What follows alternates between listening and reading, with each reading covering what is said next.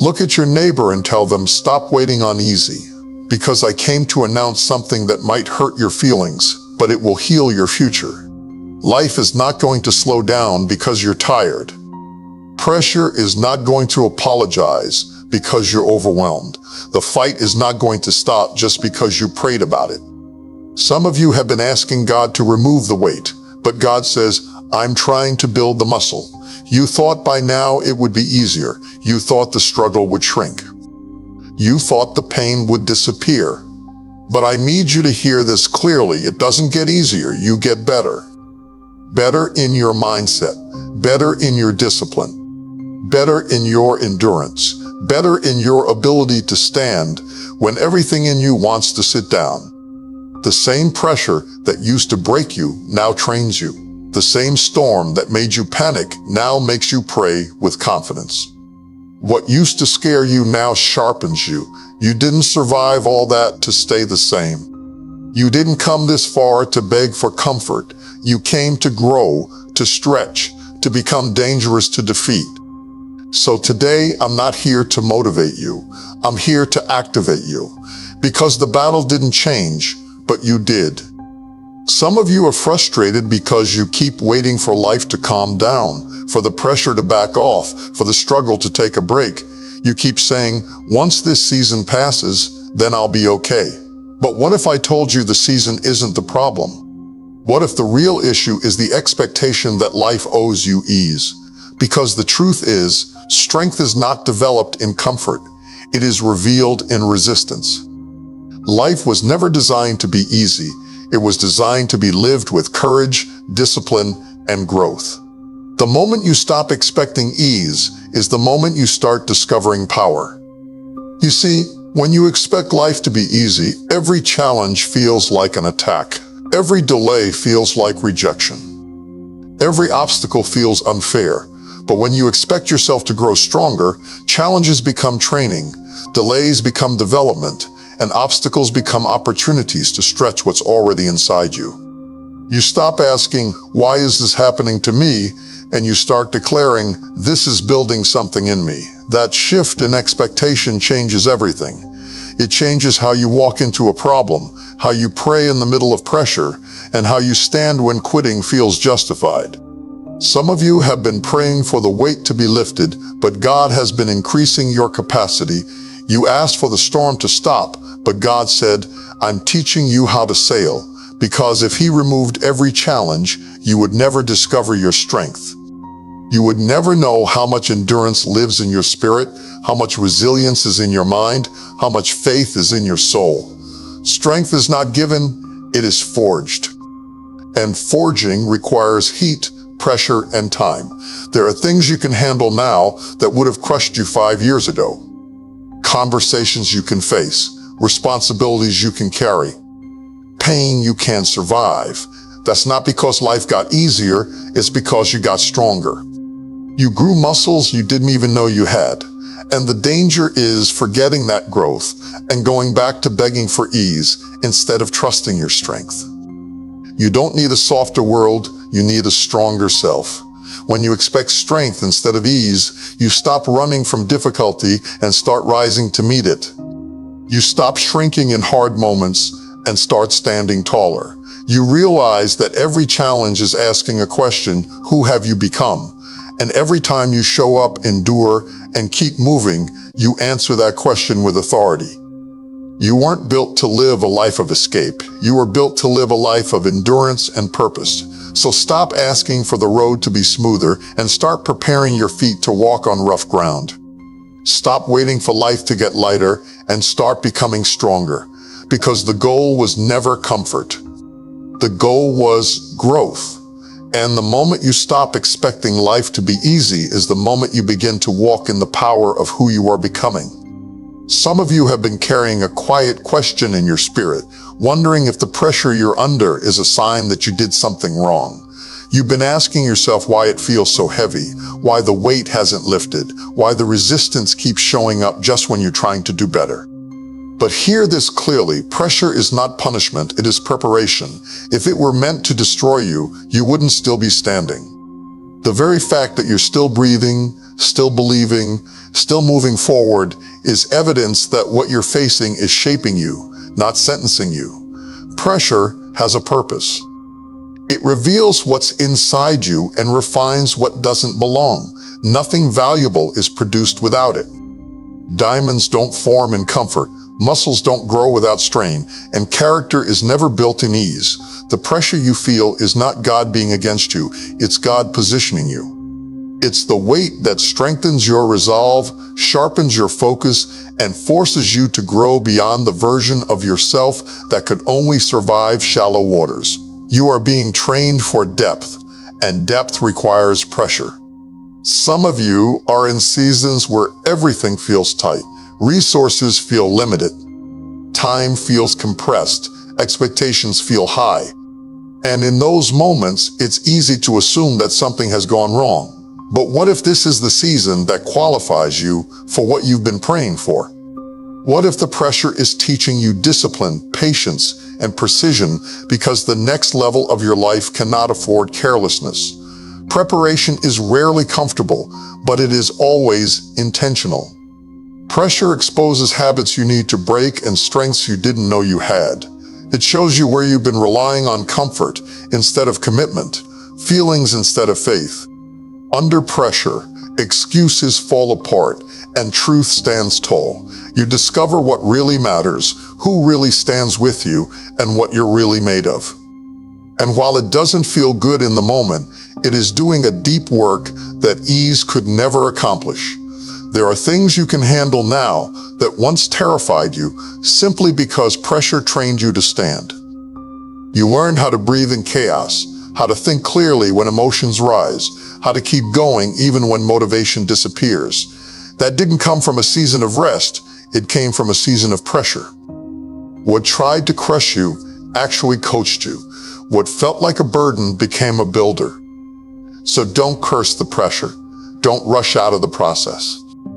Don't mistake preparation for punishment. You are being stretched because what's coming requires a stronger frame. You are being pressed because what's being formed has value. When the pressure passes, you won't just be relieved, you'll be ready. And readiness is the reward of those who endure what others try to escape. There was a time when the very thing you're dealing with right now would have completely undone you. The thought of it would have kept you up at night, stolen your peace, and shaken your confidence. But look at you now. You're still standing. You're still showing up. You're still moving forward. That alone tells a story you might be overlooking. What once overwhelmed you now reveals how far you've grown. The situation didn't shrink, but your strength expanded. Growth is often quiet. It doesn't announce itself with applause or fireworks. It shows up in how you respond instead of react, in how you breathe instead of break, in how you stay steady when everything around you is shaking. You don't panic like you used to. You don't run like you used to. You don't fall apart the way you once did. That's not because the pressure disappeared, it's because you changed. And sometimes the greatest evidence of progress is the absence of chaos in your spirit. There were seasons when a single problem felt like 10, when one obstacle convinced you that everything was falling apart. But now you can face complexity without collapsing. You've learned how to compartmentalize pain, how to keep going even when answers are delayed, how to carry responsibility without losing yourself. That kind of maturity doesn't come from easy days. It comes from repeated exposure to difficulty and the decision to keep growing anyway. What overwhelms us is often what we have not yet developed the capacity to hold. But capacity grows through experience. Every hard conversation you survived, every disappointment you endured, every moment you chose discipline over despair stretched you. And stretch is uncomfortable, but it is necessary. You didn't just survive those moments, they expanded you. They taught you how to manage pressure without letting it manage you. Sometimes you underestimate your progress because you're comparing yourself to where you want to be instead of honoring how far you've come. You focus on what's still heavy and ignore the fact that you're carrying it better. You forget that the same load that used to knock you down now rests on stronger shoulders. That's growth. That's development. That's evidence that the work being done in you is real. The danger is not the challenge in front of you, it's forgetting the strength behind you. When you remember who you were and compare it to who you are now, confidence begins to rise. Not arrogance, but assurance. The kind of assurance that says, I've been through worse, and I'm still here. That confidence doesn't come from everything going right. It comes from knowing you can handle it when things go wrong. So when life presents you with something that once would have overwhelmed you, don't fear it. See it as proof. Proof that you've grown, that you've matured, that you've been prepared. The situation didn't get easier. You got better. And every time you stand in that truth, you step fully into the strength you worked so hard to build. Many people think strength shows up in moments of relief, when the pressure lifts and the pain disappears. But real strength is built somewhere else entirely. It is built in repetition, in showing up again and again when nothing feels rewarding, when progress feels slow, and when quitting feels reasonable. You didn't become who you are because life finally gave you a break. You became who you are because you kept going when there was no break in sight. Strength is not born in relief, it is forged in repetition. There were days when you didn't feel motivated, when your emotions were tired and your spirit felt drained, yet you still did what needed to be done. You prayed even when it felt dry. You worked even when appreciation was missing. You stayed disciplined when nobody was watching. Those repeated choices may have felt small in the moment, but they were shaping something powerful in you. Every time you chose consistency over comfort, you were building endurance. And endurance is what carries you when inspiration runs out. Relief can make you feel better, but repetition makes you better. Relief is temporary. Repetition is transformative. Anyone can feel strong when things are easy, but it takes real character to remain committed when the results are delayed. The days that felt ordinary, frustrating, and exhausting were not wasted days. They were training days. They were the days your faith was strengthened, your patience was sharpened, and your resolve was deepened. You didn't get better because it stopped hurting. In many ways, it kept hurting, but the pain stopped controlling you. You learned how to move with it, how to work through it, how to grow despite it. Repetition taught you that pain does not have the final word. Quitting would have given you temporary relief, but staying gave you permanent growth. And that growth changed how you see yourself. You now know that you can endure discomfort without losing direction. There is a quiet confidence that comes from repetition. It's not loud or flashy, but it's unshakable. It comes from knowing you've done this before. You faced hard mornings. You pushed through heavy seasons. You survived moments when the only thing keeping you going was discipline. That confidence doesn't come from talent or luck, it comes from practice. It comes from repeatedly choosing to stand when sitting down would have been easier. Sometimes we underestimate the power of staying. Staying consistent, staying faithful, staying committed. But staying is what builds muscle in your character. It trains your mind to keep moving even when emotions fluctuate.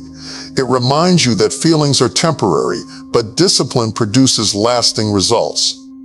You are stronger today, not because life finally eased up, but because repetition taught you how to endure without breaking. So when you look back at the seasons that felt repetitive and unrewarding, don't dismiss them. Those were the seasons that made you resilient. Those were the moments that shaped your strength. Relief may come and go, but what repetition builds will remain. And that is why you are still standing, still moving, and still becoming better.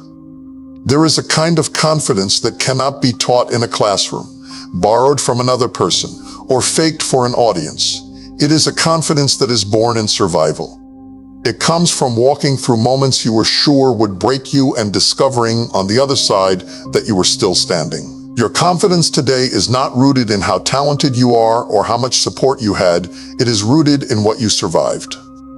Every battle you lived through left evidence behind, and that evidence is what fuels your faith now. There were moments when you didn't know how you would make it. Moments when the pressure was heavy, the future was unclear, and the pain felt personal. You questioned yourself.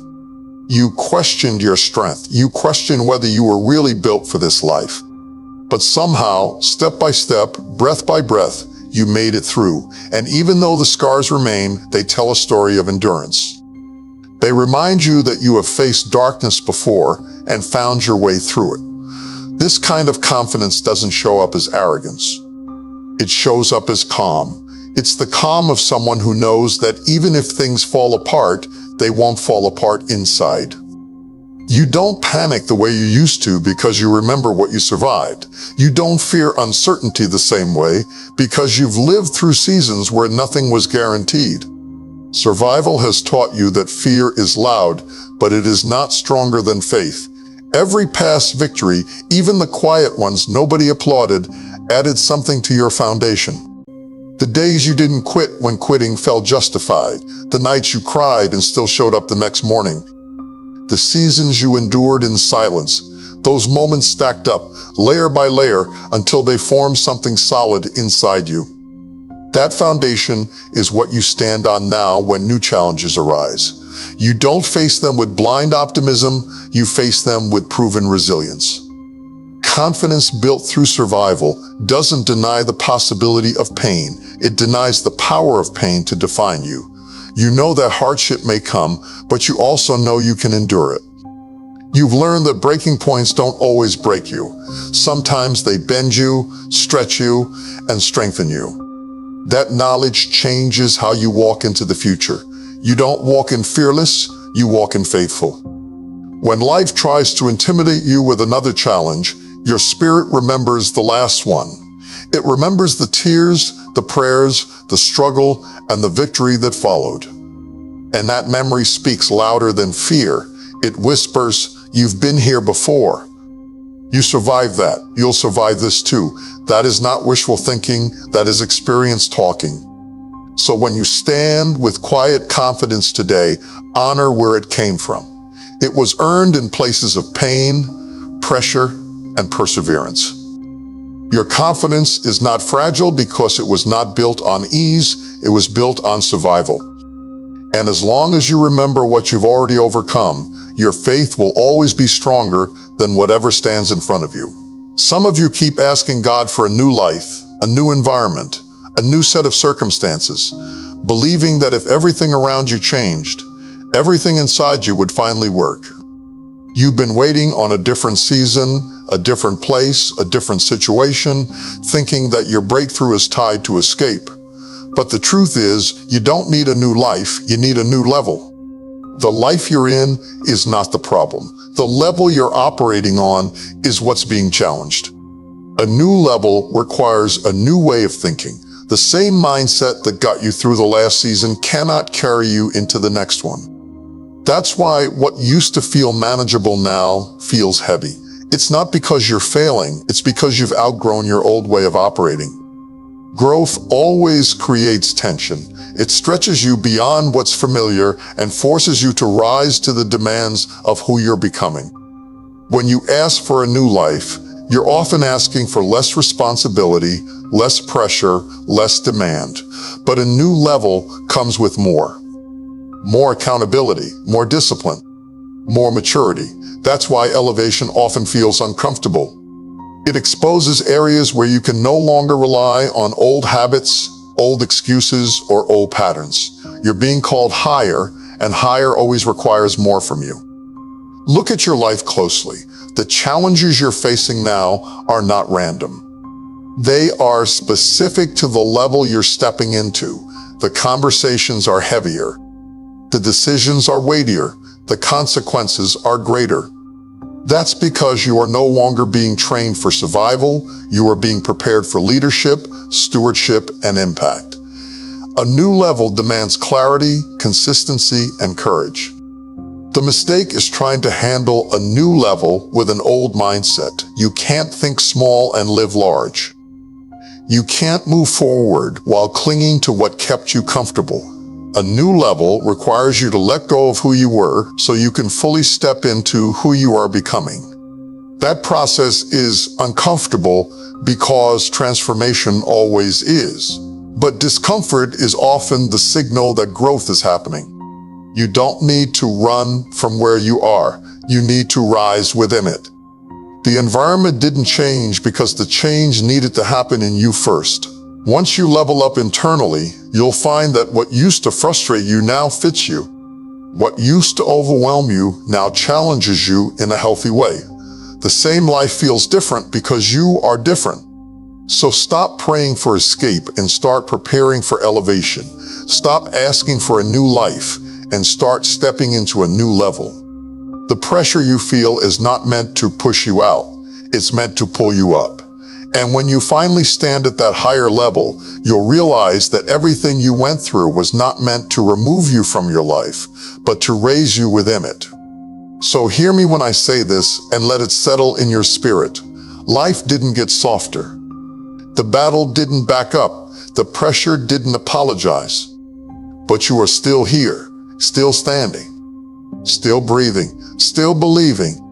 That's not luck, that's growth. What used to shake you now sharpens you.